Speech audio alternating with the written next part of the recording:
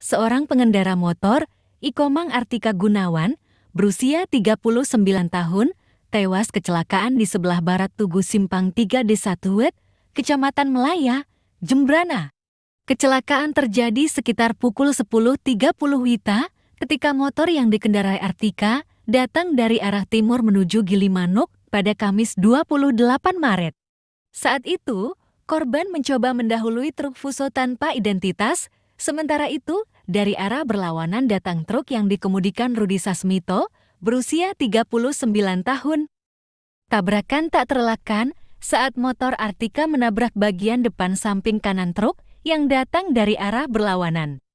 Motor yang dikendarai Artika menabrak bagian ujung bak truk, sedangkan pengemudi truk tidak memiliki opsi untuk menghindar lebih lanjut karena adanya parit di sisi kiri jalan. Kapolsek Melaya, Kompol Ikomang Mulyadi, menjelaskan Artika mengalami benturan keras dengan truk dan tewas di tempat kejadian. Motor yang digunakan juga mengalami kerusakan parah di bagian depan.